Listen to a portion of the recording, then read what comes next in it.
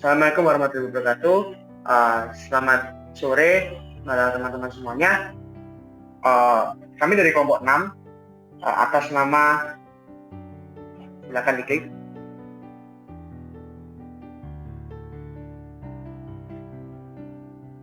Atas nama pertama adalah Helmi Nadina Yahya dari NIM 11201037 dari Prodi Informatika. Yang kedua Christian Rusandi 11201035 dari Informatika. Yang ketiga Mahathir Muhammad 11201051. Yang keempat saya Tisabur Sudiarto 11201049 dari Prodi Informatika juga. Yang kelima ada Renaldi Trisaputra 11201083 dari Informatika. Sinta Adelia Wardani 11201087 dari Informatika juga. Dan terakhir ada Vincent Gravi Ebenezer Lumenta 11201091 dari Prodi Informatika juga. Nah, di kesempatan kali ini kami akan menjelaskan perbedaan antara bridge dan composite. Untuk waktu selanjutnya untuk penjelasannya akan saya serahkan kepada teman-teman.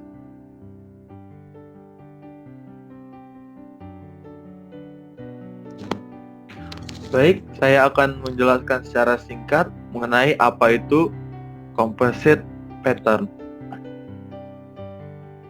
Jadi, composite pattern adalah desain pattern yang digunakan di mana kita perlu memperlakukan sekelompok objek. Sekelompok objek tersebut diperlakukan dengan cara yang sama, seperti memperlakukan objek tunggal. Composite pattern menyusun objek komposit dalam bentuk terstruktur untuk menyatakan bagian dari keseluruhan hierarki. Baik, selanjutnya.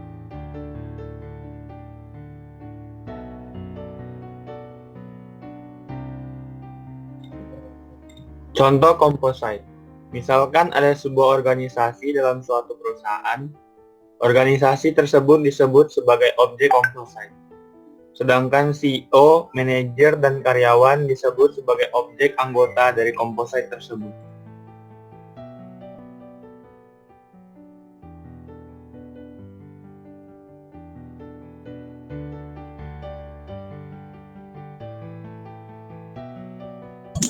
Nah, selanjutnya contoh diagramnya. Jadi, pola komposit adalah pola desain partisi. Pola gabungan yang menjelaskan bahwa sekelompok objek harus diperlakukan dengan cara yang sama sebagai satu contoh objek. Maksud dari komposit adalah untuk menyusun objek ke dalam struktur pohon untuk mempresentasikan hierarki bagian keseluruhan. Menerapkan pola komposit memungkinkan klien memperlakukan objek dan komposisi individual secara seragam.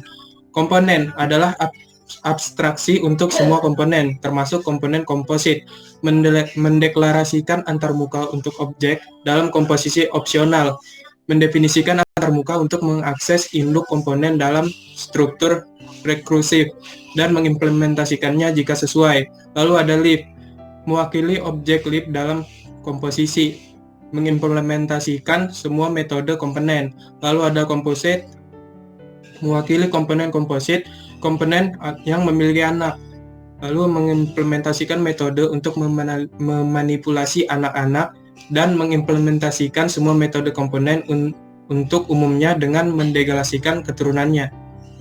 Next.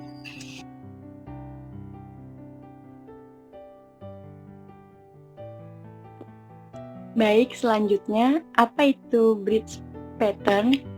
Bridge pattern dibuat dengan tujuan untuk memisahkan desain antarmuka dengan implementasi. Menggunakan keyword implements untuk mengimplementasi interface. Satu kelas boleh mengimplementasi lebih dari satu interface. Kelas yang mengimplementasi sebuah interface wajib mendeklarasikan seluruh metode yang ada pada interface.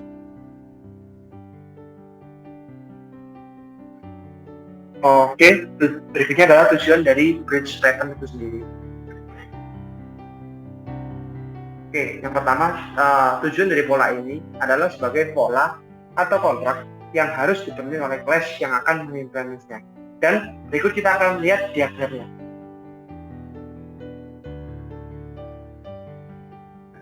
Oke. Nah, di situ dapat kita lihat bahwa tadi kan kita mendengar bahwa dari bridge itu kita harus memisahkan antara interface. Nah, di situ kita dapat melihat bahwa interface-nya kan akan dipisahkan dengan namanya bridge. Jadi antara car dengan interface dari produknya sendiri dipisahkan dengan yang namanya bridge itu sendiri. Oke, mungkin sekian penjelasan dari kelompok kami. Kalau ada kesalahan kata dan kurang lebihnya kalian mohon maaf. Wassalamualaikum warahmatullahi wabarakatuh.